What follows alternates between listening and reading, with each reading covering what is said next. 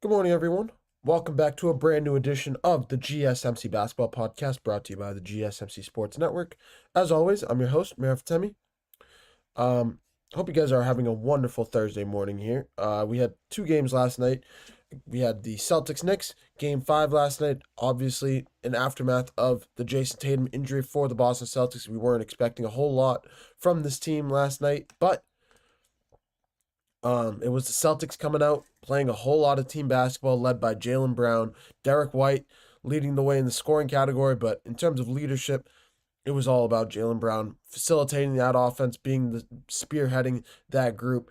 And it was just phenomenal performance all around. 6 guys getting into double figures for the Boston Celtics. We'll have a lot to talk about there as we start with that to start off the show.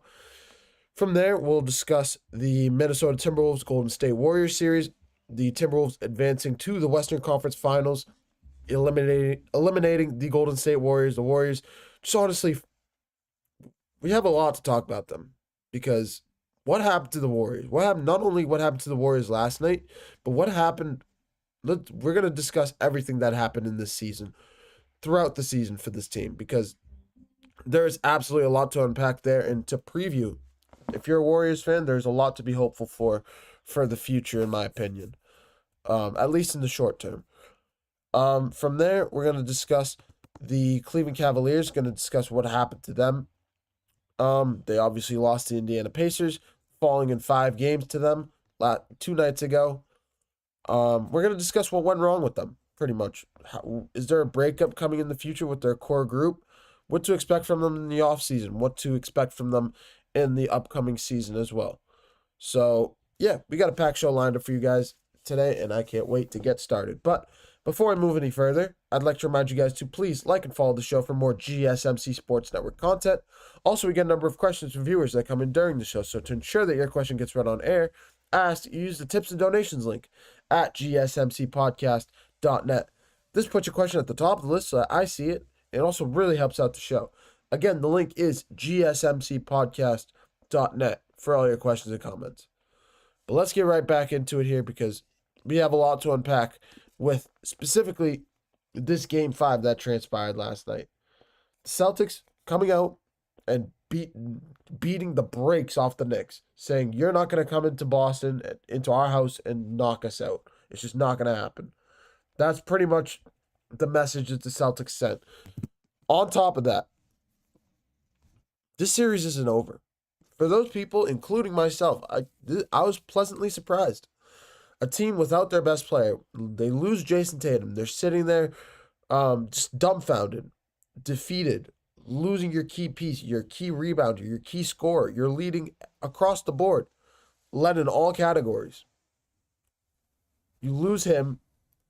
You are still loaded. You still have Derek White. You still have Drew Holiday. Of course, you still have Jaylen Brown. Kristaps Porzingis is still there. You have the 6th man of the year in Peyton Pritchard, so you still have talent littered all around the team. But without a leader, without the spearheaded leader for this offensive group, I was personally incredibly worried that this series would be over in Boston, that the Knicks would walk into Boston and just go cruise control back home, back into the Eastern Conference Finals. Well, let's say I couldn't have been more wrong. I could not have been farther from the truth. I apologize if I'm a little stuffy this morning. The allergies are 100% kicking in for me right now. I don't know what's going on. But for Derek White to show up and drop 34 points, for Jaylen Brown to show up and drop a double-double with assists from Jaylen Brown, something we don't typically see, 2 rebounds away from a triple-double. Peyton Pritchard knocking down key timely threes in the 4th quarter to put the game on ice. 6 guys for the Boston Celtics getting into double figures here.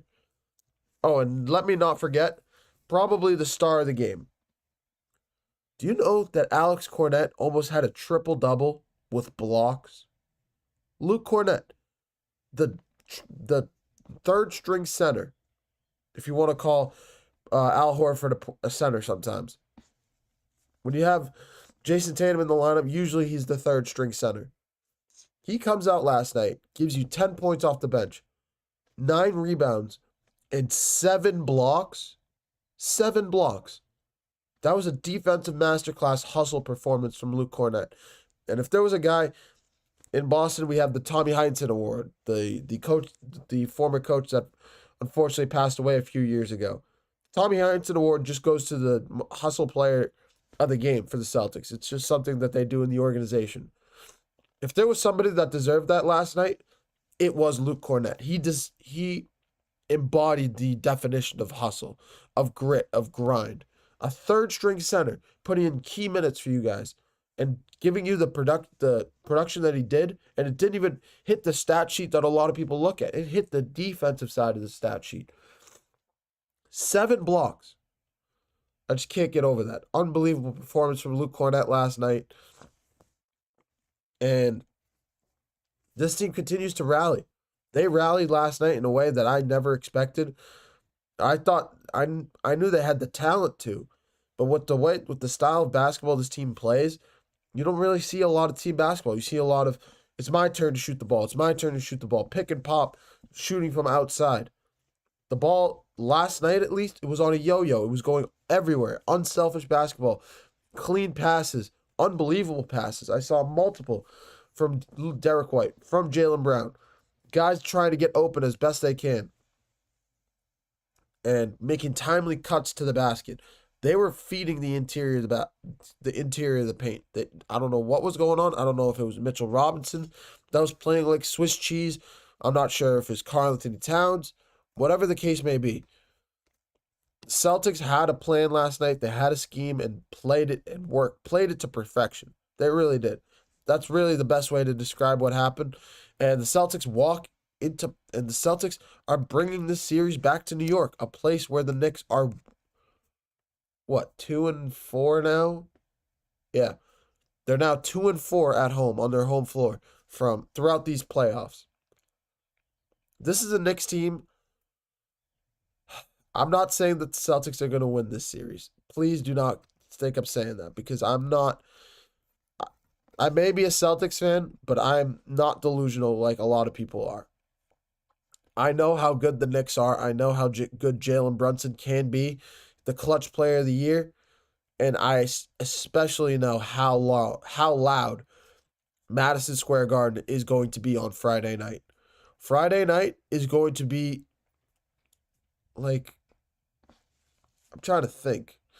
Like, if you guys can think back to how boxing was back in the day when the Muhammad Ali's and the Mike Tysons of the world were fighting, and how Madison Square Garden was the premier place for fights. When you got a fight at Madison Square Garden, you were one of the best fighters in the world. And that crowd, it was because that crowd was so loud. It was the energy of the building. That is how loud MSG is going to be tonight on Friday night. That game on Friday night will be the biggest game the New York Knicks have played in Madison Square Garden since the 1999 NBA Finals. And I said the same thing about Game 4. This is bigger than Game 4. This is a closeout game for a team that has not been to the Eastern Conference Finals in years. They haven't been to the Eastern Conference Finals, I don't think, since 1990. I don't think they made it. I think they lost in the second round in 2011. I believe it was 1999 was the last time this team made the Eastern Conference Finals. In a year, when you don't have to face the Cleveland Cavaliers, you don't have to face the Boston. You go through the Boston Celtics, the defending champs, and now you're going up against you have the Indiana Pacers waiting for you, and you have an opportunity you have a chance to win that series and advance to a finals. This is a team in the New York Knicks with a fan base that has a lot of energy, has a lot of hope. They have a lot of key talent across the team. And I forget who said this. I believe it might have been Brian Windhorst or Chris Hay. I can't remember exactly who said this, but somebody on ESPN said this, that the New York Knicks were designed to beat the Boston Celtics. They were. And it's not over. It is 3-2. The series is not over. But this is a series where the Knicks have three chances. If you guys can think back to what I said about the Warriors and Timberwolves series, if you win one of those games, you can bring Steph Curry back and possibly win that series. Imagine flipping that to if you win one of the next 3 games, you win the series. It's not you get a player back. It's over. You need to win one out of 3 games. You had your first chance last night. The Knicks lost. You have your biggest opportunity in New York.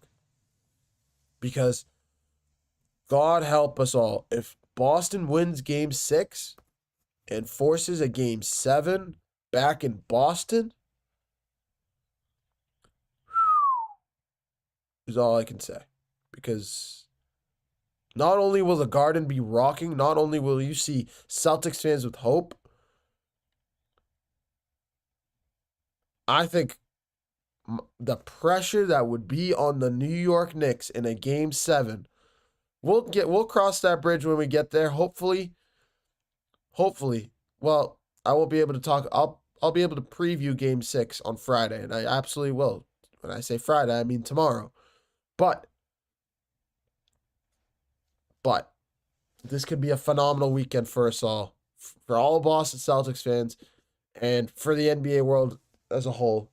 For the people that do not like the New York Knicks, well, I'm sorry I said that. I did not mean to say that. No, we're not saying this. This is turning from basketball podcast to fandom. I'm cutting that off right now. Basically, the Knicks have to win Game 6.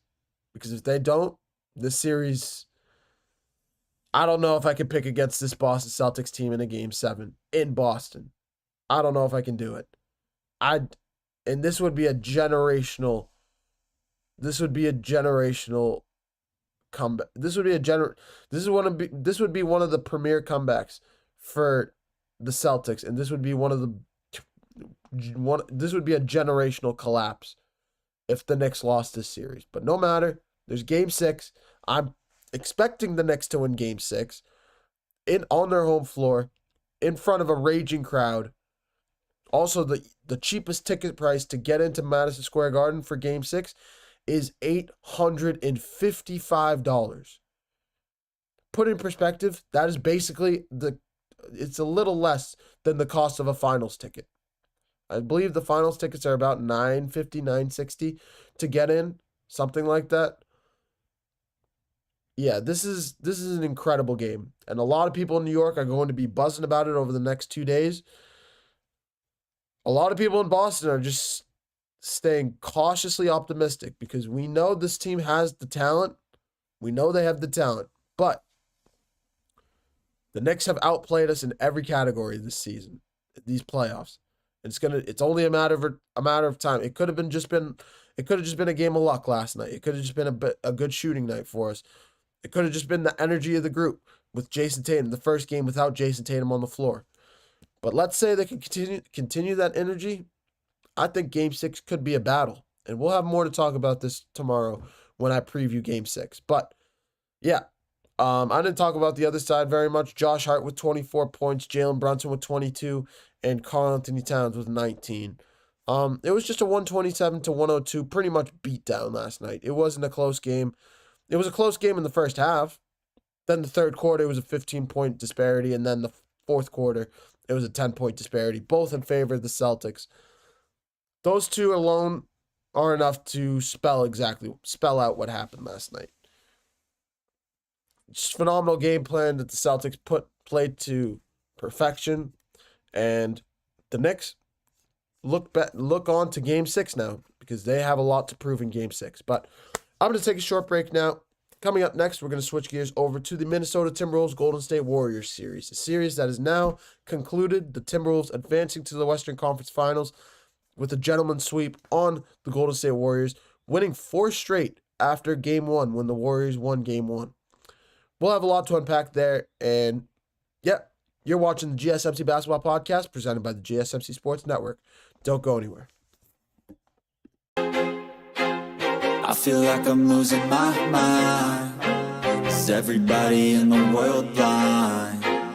Please, Lord, give me a sign, a sign.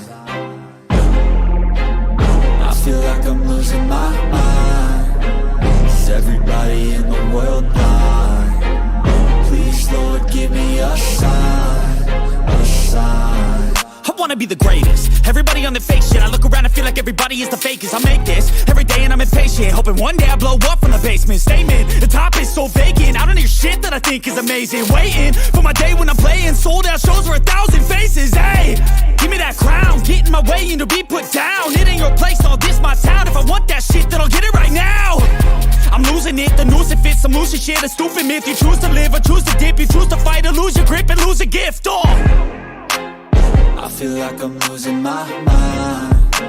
Is everybody in the world blind? Please, Lord, give me a sign, a sign. I feel like I'm losing my mind. Is everybody in the world blind?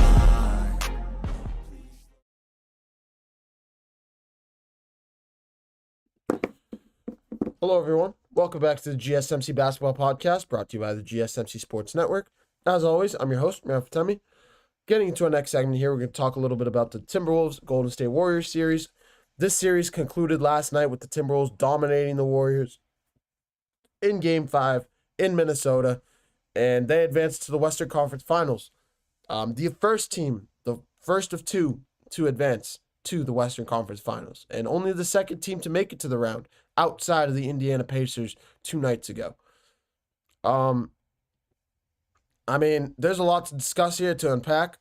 We'll give this segment to the Minnesota Timberwolves because we'll talk more about that as we continue on with the show. But before I move any further, I'd like to remind you guys to please like and follow the show for more GSMC Sports Network content. Also, we get a number of questions from viewers that come in during the show, so to ensure that your question gets read on air, I ask that you use the tips and donations link at gsmcpodcast.net. This puts your question at the top of the list so that I see it. It also really helps out the show. Again, the link is gsmcpodcast.net for all your questions and comments. But let's get right back into it here. This is the Minnesota Timberwolves. This is the Golden State Warriors semifinals. It was supposed to. Honestly, it's unfortunate what happened to Steph Curry in this series. The heart and soul of the Warriors, been out since Game 1. And ever since then, it's been honestly the Timberwolves domination across the board. 4 straight wins from Game 2 all the way to Game 5. 4 straight wins for the Timberwolves as they put this series on ice. And last night was a continuation of Game 3 for Jimmy Butler. Or Game 4, excuse me. When I tell you I cannot be, like, at some point or another, I tried to call out, I tried to explain what happened to Jimmy Butler in Game 4. I think he only had 14 points in a Game 4. He only put up 9 shots in the game. Just atrocious performance as a leader of the team. You know you're the leading scorer. You need to step up in a big moment. The team needs you without Steph Curry on the floor. You're the star player. You're the leader.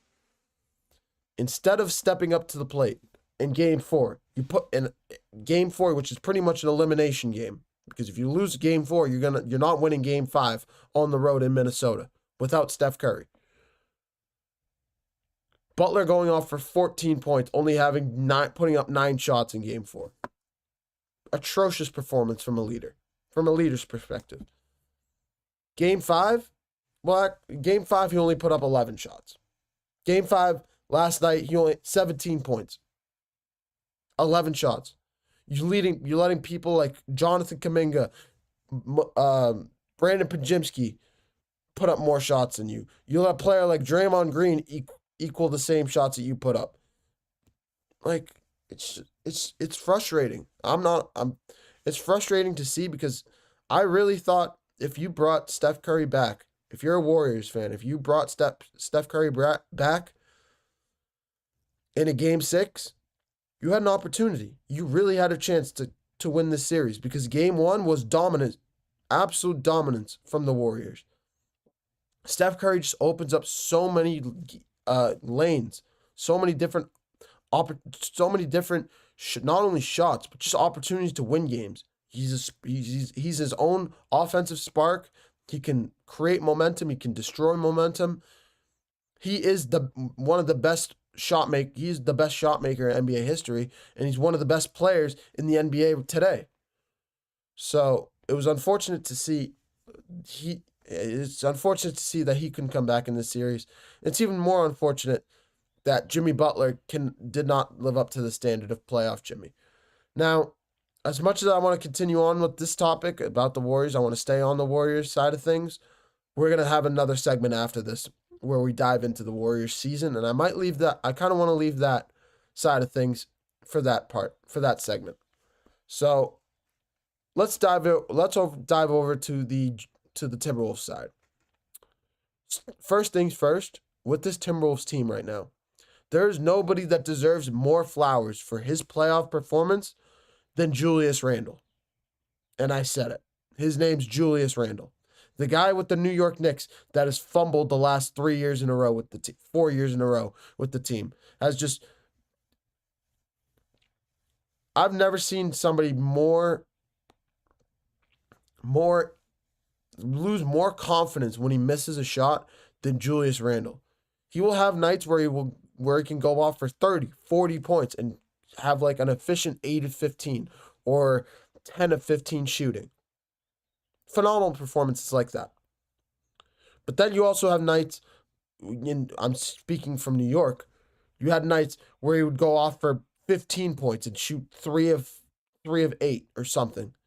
The second he sees his shot missing at first, if his first shot is a miss, it's already a bad sign for the game. Why? Because he stops taking the shots, he loses his confidence, he would lose his confidence in his shot, and it would be a downward spiral for him. This was him back in the Knicks uniform. And it was a big reason why the Knicks decided to move him, because they saw that he wasn't contributing enough for the team. He wasn't being a great player, plain and simple. He wasn't being reliable, especially as the number 2 option that they had him there as. So with all of that and combining all of that together, that is a big reason why the Knicks decided to move him and trade him for Karl Anthony Towns. Since that trade, in a Minnesota Timberwolves series, he may have had struggles in the regular season, but in the playoffs, let me just go down the numbers here. I saw them earlier this morning, and I just want to read them off really quick. Sorry about that. This is a Julius Randle that is showing up and showing out, and not in this series specifically. 18 points in game 1, 24 points in game, 24 and 11 assists in game 2, triple-double in game 3, 31 in game 4, 29 points off 72% shooting in game 5. If that Julius Randle continues to show up like this, the way he has in this series, the way he did against the Lakers, he was putting up similar numbers against the Lakers as well. This is, dare I say, playoff Randle. He's creating the playoff Randle title right now. This is 2024, 2025 playoff Randle. The way he is playing right now in these playoffs is spectacular. And coupled with an Anthony Edwards who only had 22 points last night in a game 5, but he's had multiple 40-point games so far in these playoffs.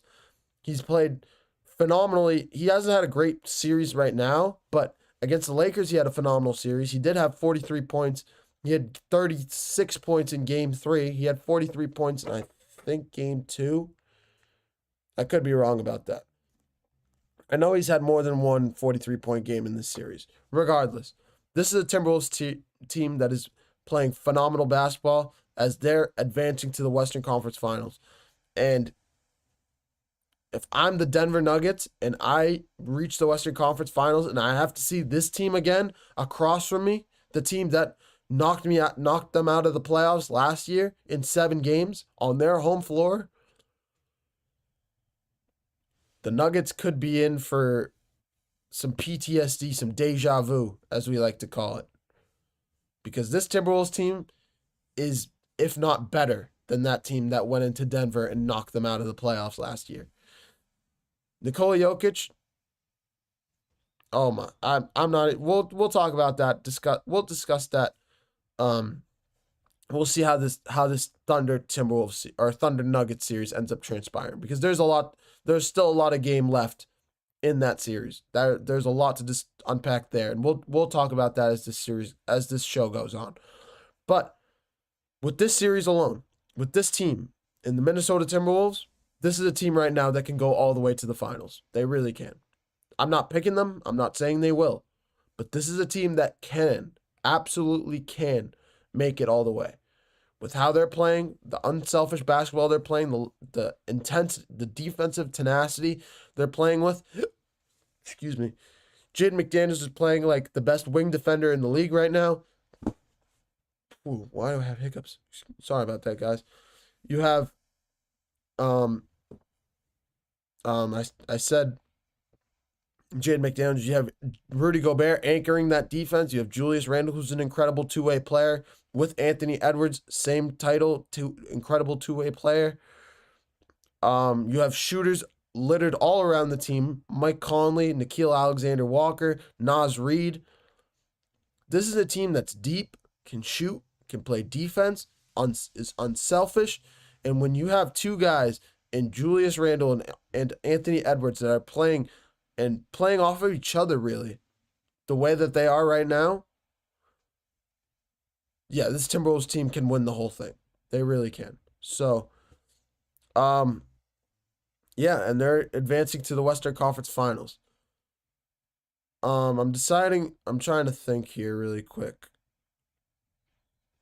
Yeah, honestly, let me take a short break here just because I'm going to cut this short segment just a little short.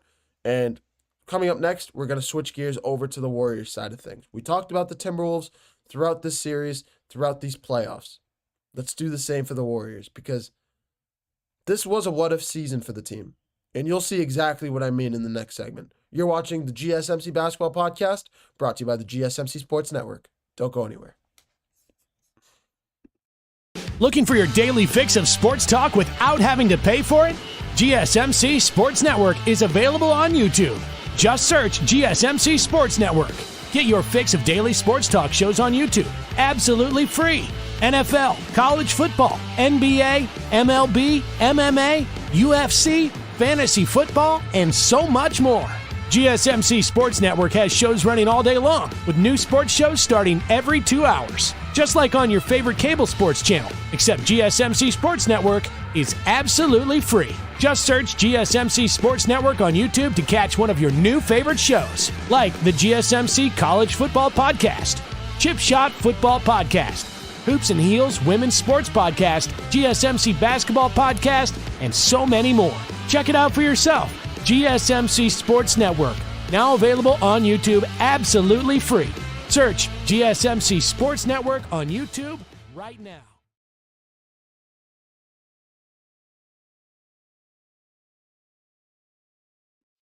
Hello, everyone. Welcome back to the GSMC Basketball Podcast, brought to you by the GSMC Sports Network. As always, I'm your host, Meir Fatemi. Going into our next segment here, we're going to talk a little bit about the Golden State Warriors side of things. Last segment, we covered the Timberwolves, Minnesota Timberwolves, how they dominated this series, how they've been playing in the playoffs, and how they're honestly one of the best teams in the league right now, led by Anthony Edwards and Julius Randle. Now that we've gotten the goods out of the way, let's get to the other side, because whenever you have a pro, there's a con. And we have to talk about the Warriors. As much as I was hopeful in this Warriors team, I thought, especially with how they were playing down the stretch, with how Steph Curry was playing, I think Steph Curry even knew what was going to happen, what was happening in this series when he got injured. I think it was a big reason why he was crying. Sorry, this piece of hair is just in my face. I think it was a big reason, though, why Steph Curry was crying with Steve Kerr in the tunnel after his injury, when he got injured in Game 1. If you guys look back to the report, The Athletic published an incredible article about it. If you guys have time, check that out. Steph Curry visibly seen crying in the tunnel after the game, or after his injury, with Steve Kerr in the locker room. It was just an emotional scene for him. I mean, you knew this was a Warriors team with a lot of promise this regular season, going from 25-26, turning the entire ship around, going from what was known as an inconsistent team that couldn't beat good teams, couldn't win on the big stage, was missing a lot of key depth, and a lot of people said they were wasting Steph Curry's prime because this is the last few years of Steph Curry's career. I wouldn't be shocked if he retired in the next 2 years or so. Steph Curry's just getting up to that age that we just have to agree and not agree, but we have to just understand that the end is near. Same with LeBron. This is LeBron's last season, most likely coming up in 2026. Whether Steph Curry decides to leave with him, with Kevin Durant, whether he decides to wait an extra year, we'll see how that all shakes out. Steph Curry has not set an exact timetable on anything. And Steph Curry is one of those guys that wouldn't do that. He's one of those guys that would just say, all right, I'm ready to leave. Peace, guys. It was an incredible career. Hang up the shoes. You know Steph Curry. He has just one of those personalities. But getting back to what went wrong for the Golden State Warriors. What went wrong is Steph Curry's injury. That's why we're talking about it. Steph Curry was the heart and soul of this team. He's the best player in the league, one of the best talents in NBA history, one of the best, easily the best shot maker I've ever seen to play in the NBA. He truly was a spectacular talent. He was a spectacular talent. You go from 25 and 26 before the trade deadline. You added Jimmy Butler to the team. Jimmy Butler coming in from Miami, saying that he wanted to get his joy back, wanted to play with another star player, wanted to compete for championships, this, that, and the third. 100% agree and understood it. He comes in, has some good games. We saw a few 30-point games. I think we saw one 40-point game. He played good basketball through these playoffs. He had multiple 30-point games against the Rockets. He had a 30-point game in Game 3 against the Timberwolves. The problem was he was missing his Batman. And that's what he always said. I'm not Batman anymore. I'm Robin. I'm the Robin to Batman. And Batman's name is Steph Curry. Without Steph Curry, the wheels on this train, the wheels just fell off for the Warriors. And with him out, the wheels just simply fell off for the Warriors. Now, to talk about what's next for them. I think you have one more good year. You have to buy into the short term because of how good Steph Curry still is. Steph Curry will give your team one more year of his prime. I think Steph Curry has at least one more year in him of high level, great basketball where he can where he can compete and be the leader of the team, can be the number one option on a championship level team. Now that does not absolve a man by the name of Jimmy Butler because of how he's played in the last 2 games, with how he played to close the series. He absolutely struggled. And whether that had to do with Minnesota's defense, whether that had to do with a double team that Minnesota was playing on him, trapping him, 100% probably was. But this is a Warriors team that needs Jimmy Butler to be back. He needs to be back, or else this Warriors team is dead in the water. Or else they're back to that 25 and 26 level season like they were having before the trade deadline. This team went from 11th place in the Western Conference, a loaded Western Conference, with how good the Western Conference is, 11th place, just one game under 500. Went from that to, I think they finished the season 46 and 31 or something crazy. I can't remember the exact numbers of what it was, but it was something along those lines. Hold on, let me just check it quick. I believe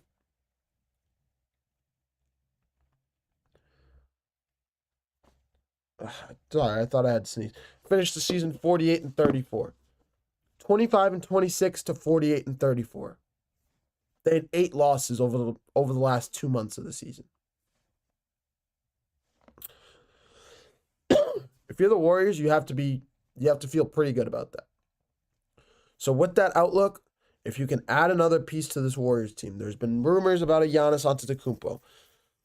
I'm not sure if that's the answer to your problems. I think another shooter would do you well to add with Buddy Hield, with Steph Curry, another guy that's a reliable shot maker. Maybe you can get a Klay Thompson back on the team. I think Klay would love to come back to this team, finish his career in Golden State. Whether that actually happens, that could just be a pipe dream. We'll see how that all shakes out. But if you can add another piece to this team, specifically a shooter, you've missed a lot of center would be nice with Giannis, but I think a shooter would help you more. I think the Warriors can be deadly once again. I really think. I think they're deadly right now. I think if they had Steph Curry, they would have won this series. I really think so. The Timberwolves did not look good in game 1. They may have looked good in game 2. They may have looked good in game 5. They didn't look good into game 3. I could say that. Game 4, they didn't look the greatest. I mean, they didn't look bad, but that was a game that Jimmy Butler decided not to show up in. If you can get Steph Curry on the floor with these guys and give him an opportunity, I just don't think Steph Curry would pass up. I don't think he would falter the way we saw Jimmy Butler falter at the end of game 5, at the end of game 4, at the end of game 3. We saw he had 30 points going into the fourth quarter. In the last 12 minutes of the game, he had 3 points. I'm telling you, this is a Warriors team that has a lot of potential. But if Jimmy Butler cannot step it up and turn into playoff Jimmy, the guy we know he can turn into come playoff time. I don't know what got into him this year. I'm not sure if he was injured. We saw he had a little bit of an injury in the Rockets series. We don't know. I'm not sure if he was still dealing with that. We have no idea. A lot of these players deal with injuries and just don't say anything. It's like Steph Curry. His hamstring injury was the best kept secret in San Francisco. We didn't hear a peep about it after game 1. Outside of the immediate aftermath of his injury, how he responded to it. So, yeah, I mean, there's not much else to say. This is a Warriors team that has a lot of potential still. There's a lot of young talent. I think they can figure it out. I really think they have the talent. They have the group to figure it out in the offseason. But they have to. They can't waste Steph Curry's career more than they already have. So that's the biggest thing I have to stress with this Warriors team. But yeah, in the offseason, if you can prepare a package for, I know they don't have a whole lot of draft capital, so they would have to give up young pieces. They would probably have to give up Buddy Hield, probably a Jimmy Butler as well. Not sure exactly how much more you would have to give up if you're the Warriors. I just don't think they can land Giannis. I don't think they have the piece. I think they might have the pieces for it, actually. I just think there's other teams out there, for example, the Oklahoma City Thunder, the Boston Celtics, the Brooklyn Nets, that have better pieces to offer a team like the Milwaukee Bucks that needs young talent instead of veteran talent. So, yeah, if you're the Warriors, you add pieces, you continue to build in the short term. That is what you have to stress if you're the Warriors. And give Steph Curry one more year. One more year to get a champion, to capture another title. I think he can do it. He just needs the group to do so. So that's just my take on it. What went wrong for the Warriors? Steph Curry went wrong. Jimmy Butler didn't show up in the last couple of games. And their depth got exposed. In terms of physicality, Julius Randle and Rudy Gobert were definitely incredibly active on the boards. Draymond Green could not do it himself in the low post. So I think, yes, a big man would help this Warriors team in the long term. But I think with the way they're built right now, I think another shooter with Steph Curry would just be much more dependable, much more reliable, and it would just fit the style of basketball that they're playing right now. That's just my take. But, yeah, I'm going to take another short break. Coming up next, we're going to switch gears over to the Denver Nuggets. That's exactly where we're going. Game 6 between the Denver Nuggets and the Oklahoma City Thunder slated for tonight. We saw Game 5, how unbelievable that game was. We saw the first 4 games, every game of this series has been really unbelievable. Outside of Game 2, where the Thunder decided to just show up and, if you guys remember the Iron Man clip, actually, I won't even say it. I was going to say a funny clip that came to mind when I was thinking about it, but pretty much just saying, you're not getting this game in the first quarter. That was the game. That's pretty much a sum up of Game 2. Outside of that, this is a Nuggets team that's fought tooth and nail, and we'll have a lot to discuss about this in the next segment.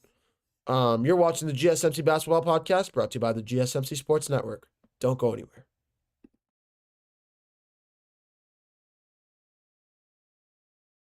For the best and latest podcasts available anywhere, go to the podcast app on your cell phone and type in GSMC to access free content-rich podcasts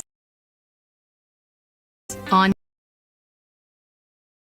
health and wellness, book reviews, sports, entertainment, relationships, social media, movies, technology, finance, and even weird news. Subscribe and download the GSMC Podcast Network's family of shows, available everywhere podcasts are found.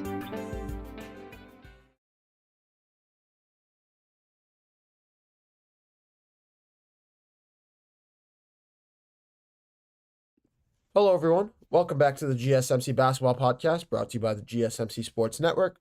As always, I'm your host, Merab Fatemi. Getting into our next segment here, we're going to talk a little bit about the Denver Nuggets and Oklahoma City Thunder series. This is a series that's honestly, for me at least, been engraved with circles around it.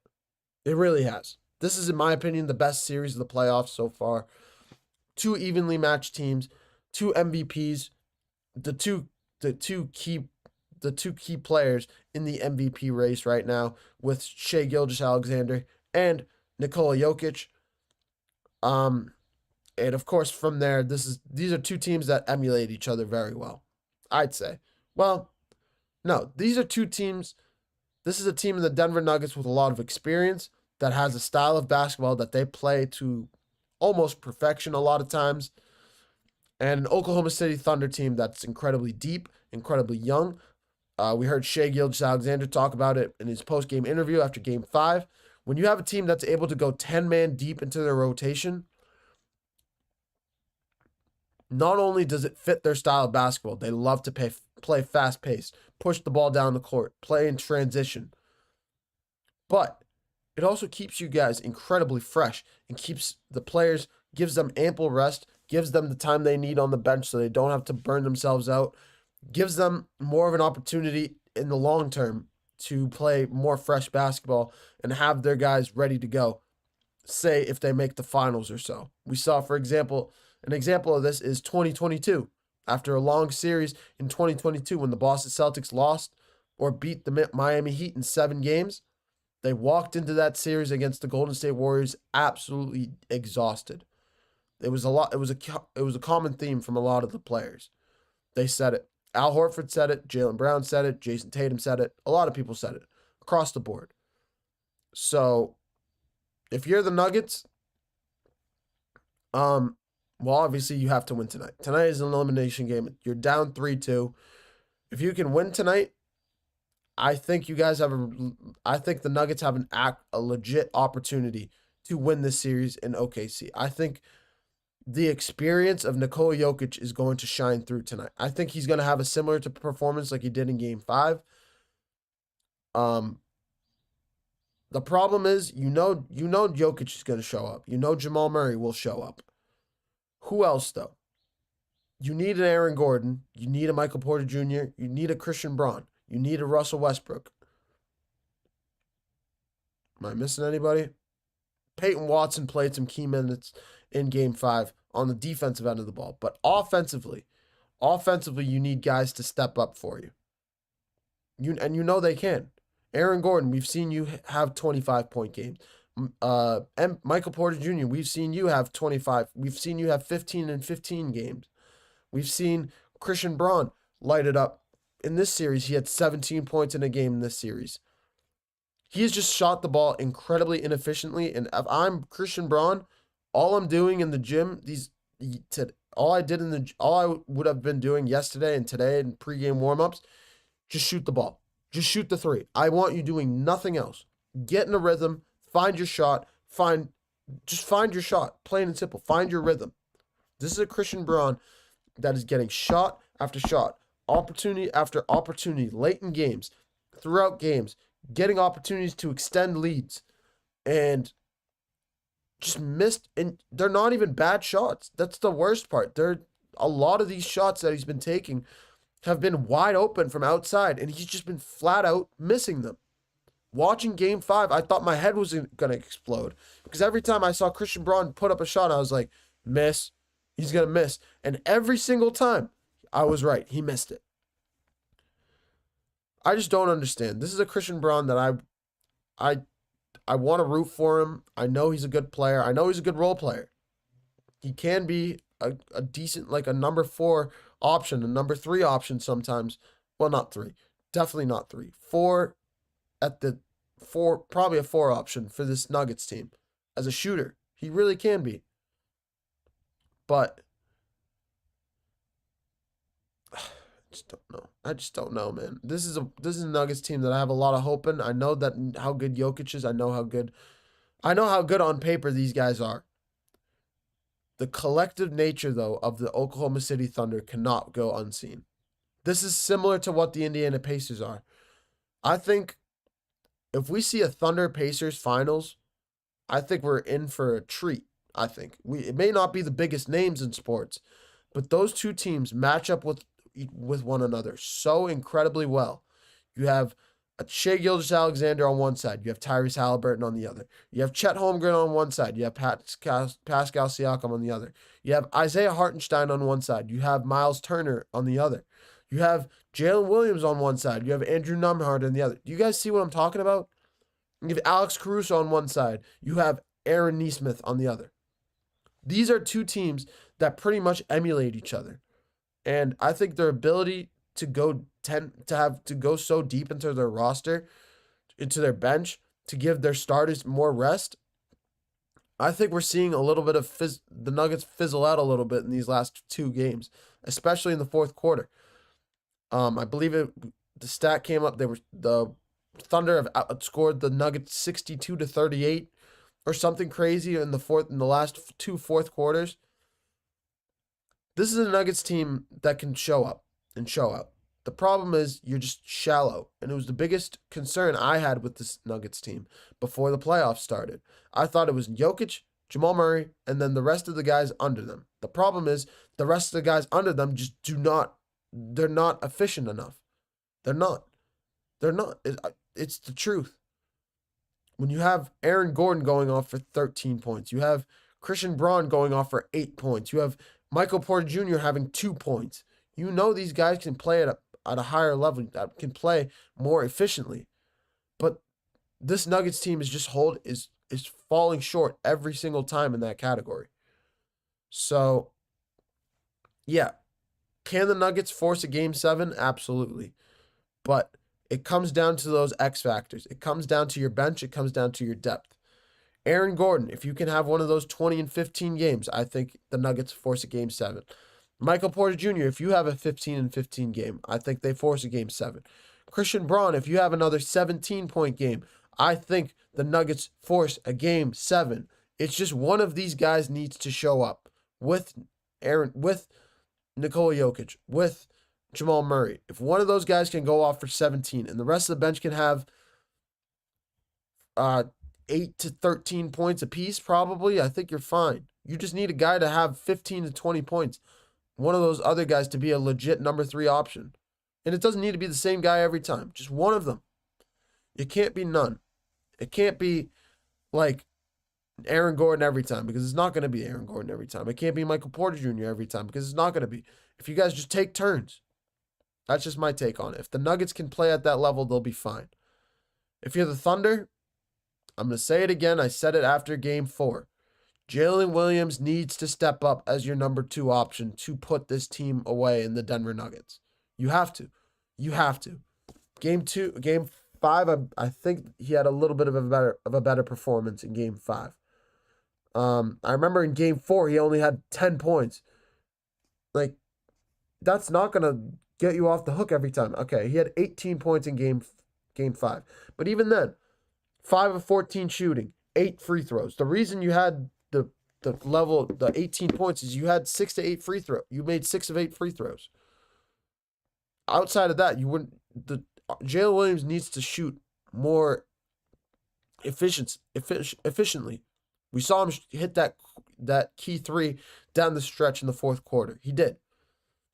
And that is something that the Nuggets were lacking. Christian Braun didn't hit his 3 that could have cut the lead to, it ended up being a 7-point game. It could have cut the lead to 4. This is a team in the Nuggets that just have a lot of opportunities here. And the Thunder are giving you windows. In Game 5, there were windows. You dominated the first 3 quarters of the game if you're the Denver Nuggets. It was just the fourth quarter. And even then, Jokic fought tooth and nail, hitting fall-away jumpers, battling his way into the interior, hitting pirouette 3-pointers over Chet Holmgren. If you guys haven't seen that clip, go watch it. It was incredible. And then you have Shai Gilgeous-Alexander on the other side, playing at a high level, dropping 31 points. When you have a Thunder team that can go 6-man deep into their rotation with 10-plus points, you're going to win that game. And you take the Thunder's pretty much best shot when they go 6-man deep in double figures in terms of scoring. You have Shai that goes off for 30 points. And you're still in that game, piggybacked off a Jokic 44-point game, piggybacked off of Jamal Murray with 28, and the rest of the team, their highest scorer is Aaron Gordon with 13 points. This is a Nuggets team that needs to step up in Game 6, and I think they will on their home floor. I wouldn't be shocked if they blew out the Thunder in Game 6. I'm not going to say they will. I think they're going to beat them, but I wouldn't be shocked if it's a blowout, because this Nuggets team needs to send a message in Game 6, and I think that's going to be the message that David Adelman sends his team before this game. You had Game 4 in the palm of your hand. You had Game 5 in the palm of your hand. A little bit less so in Game 5, but Game 4 was in the palm of your hand for sure. Game 5, Jokic tried to carry you there, and the rest of the team wasn't feeling it. Russell Westbrook, we saw you show up and show out with dropping over 15 points in the first 2 games.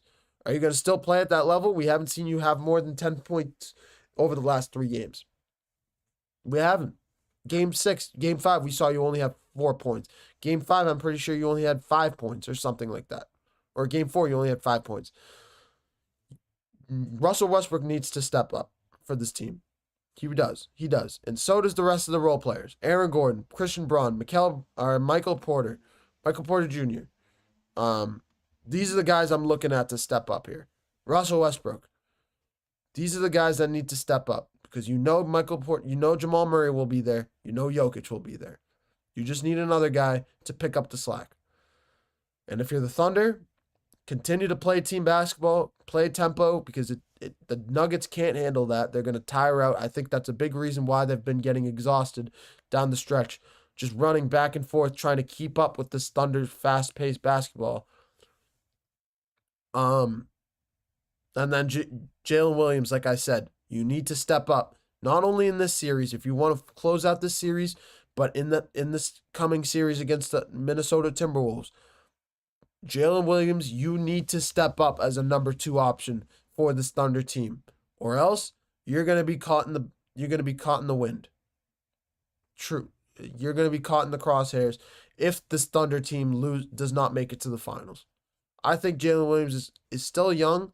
We'll give him a pass, but we'll talk about it. We have to. And this is that moment, if you want to take that next step and you want to be known as the number 2 option in OKC, you have to take that next step now, or else you fall to number 3 or 4.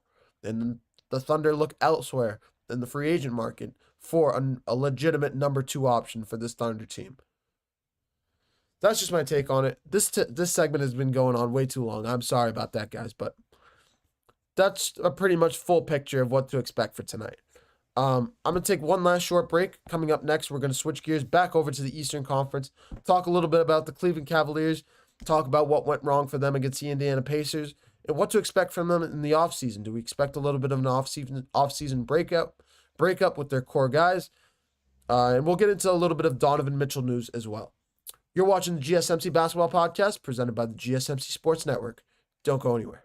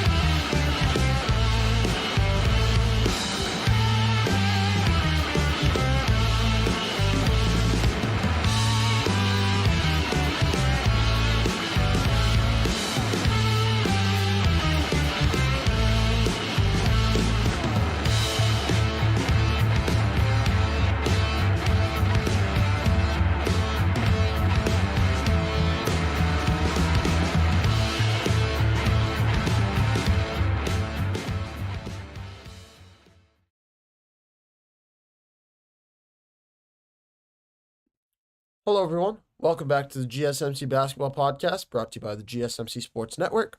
As always, I'm your host, Romero Fatemi.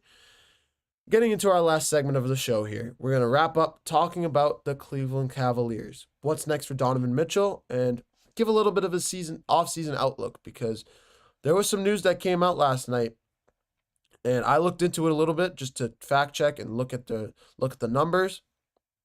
It looks to be true. Is there an off-season breakup coming up in their core group? We're going to discuss everything about that in this segment right here. First things first. What happened to the Cleveland Cavaliers in this series? What went wrong for them? We're going to give this the same outlook that we gave the Golden State Warriors. What went wrong? The health. Same as the Warriors. You're missing a key offensive player for a lot of this series that's playing hobbled right now. He's nowhere near 100% in Darius Garland, and it's incredibly unfortunate for a player like Darius Garland to be stuck in that type of situation. You have Donovan Mitchell that gets hurt in Game 4, tweaks his ankle, even though he comes back and decides to drop 35 points in a closeout Game 5. You have Evan Mobley, who's playing on a bad hamstring. You have DeAndre Hunter that hasn't come back in this series. And then, of course, there's all of those factors on the injury side on the injury perspective. On the other side, you have a team like the Indiana Pacers, a deep team, an incredibly deep team, led by Tyrese Halliburton, who's playing incredible basketball right now. This is a team in the Indiana Pacers that, honestly, in my opinion, the favorites to win the Eastern Conference. Even if there's a miraculous chance that the Boston Celtics win this series against the New York Knicks and come back from a 3-1 deficit, I still think the Pacers are the best teams in the Eastern Conference. Why? Because of how deep they are. I think Tyrese Halliburton is playing on a absolute different level right now. I think Miles Turner is playing incredibly well. Pascal Siakam, their double big is playing to perfection right now. You have Andrew Nembhard, who's shooting the lights out. You have Aaron Nesmith, who's contributing massive offensively. You have Benedict Mathurin, obviously, when he's a little bit more cool-headed, keeps his composure. He's been playing at a high level. You have Obi Toppin, TJ McConnell. This is a team that can go 7-man deep, and we saw they went 7-man deep into their rotation with double that scored over 10+ points in a game. I think it was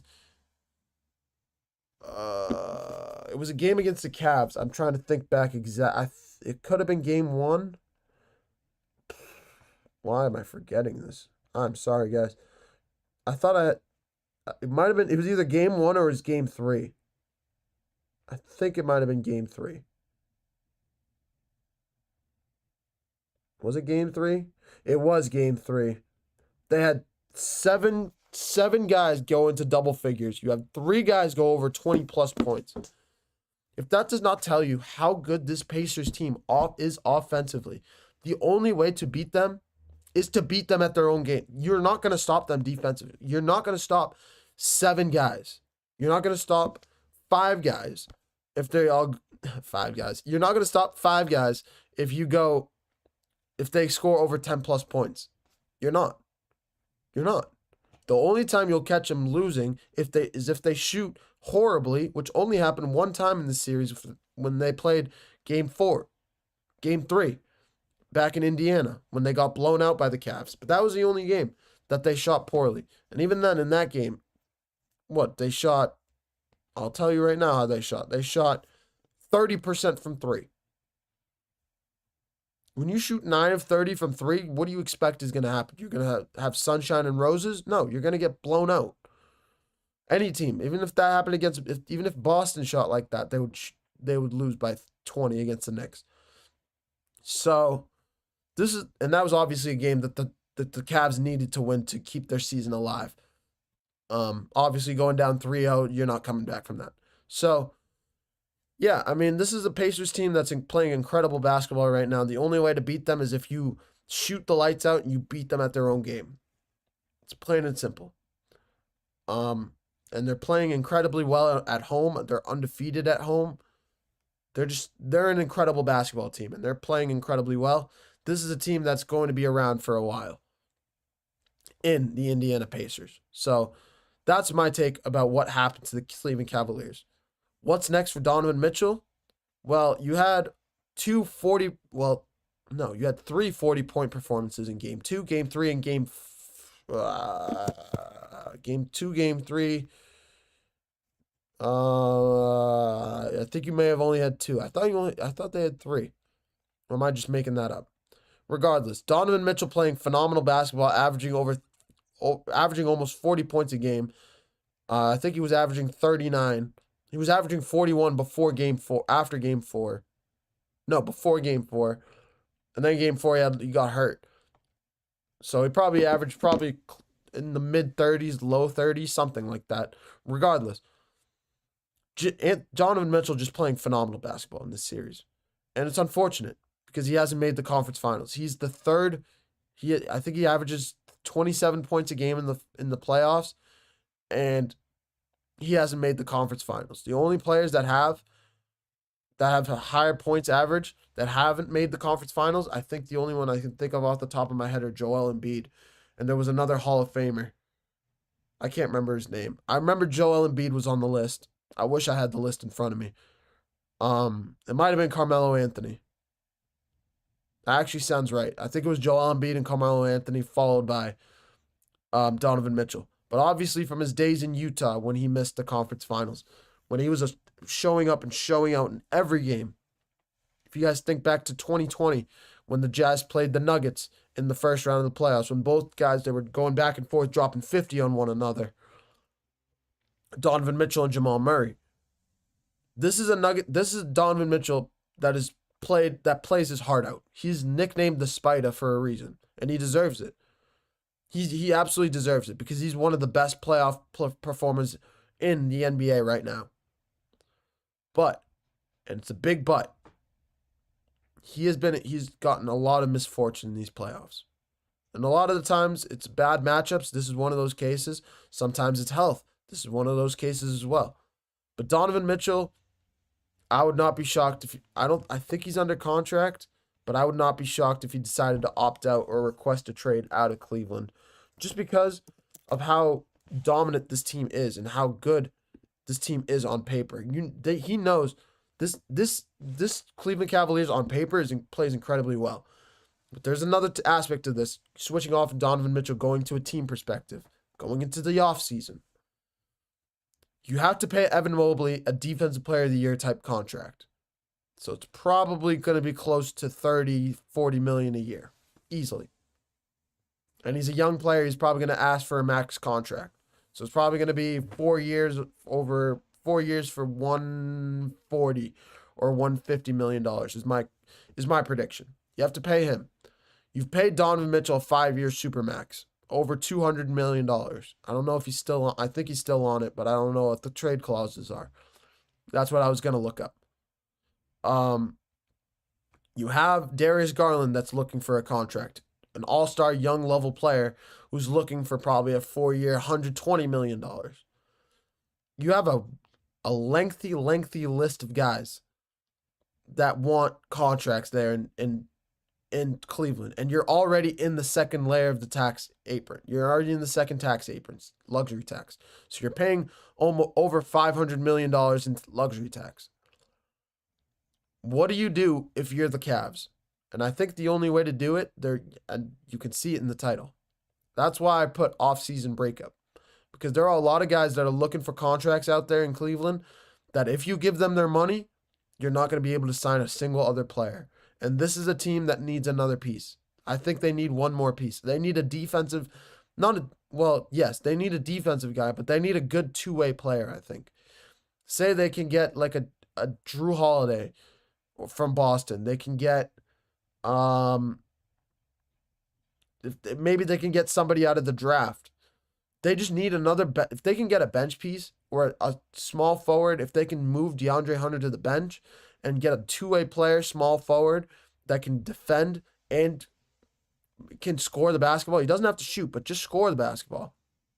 I think this Cavs team has an opportunity here. There was a world where this Cavs team can still be good next season, but I don't think they're going to bring the core group of guys back. I think that's the biggest thing I want to stress in this segment because of that luxury tax apron. So, and especially with Cleveland being a little bit of a low market team, a smaller market team, you're just not going to be able to have as much success with the group of guys that are there right now. That's just my take on it. But, excuse me, I almost just burped. Yeah, I'm going to leave it on that note. You're watching, well, yeah. Thank you for tuning into the GSMC Basketball Podcast presented by the GSMC Sports Network. Your support means a lot to us, so please remember to leave a positive review in the comments below. Whether it's positive, whether it's negative, just let us know what we're doing well. Let us know what we can improve upon so we can continue to create a better and improved product, improved podcast every time we go live here, at least for my channel. Whether I think a lot of other people would appreciate, but at least for me, let me know what I'm doing well. Let me know what I can improve upon so I can continue to give you guys the content, more content that you guys want to see. For more content and updates, please remember to follow us on TikTok, Twitter, Instagram, and Twitter below. We got a packed slate of games tonight as well. We had Game 6 between the Nuggets and Thunder tonight. Unfortunately, we don't get Game 6 between the Celtics and Knicks until tomorrow. But we'll be back here tomorrow, same time, 9 a.m., to recap Nuggets, Thunder, and hopefully all goes well and we see a Game 7 because I'm not a fan of either of these teams, but I'm a fan of good basketball, and this is great level basketball here. Thank you guys for watching. I hope you guys have a wonderful rest of your days. This is Mayor Fatemi, the host of the GSMC Basketball Podcast, signing off. Bye-bye.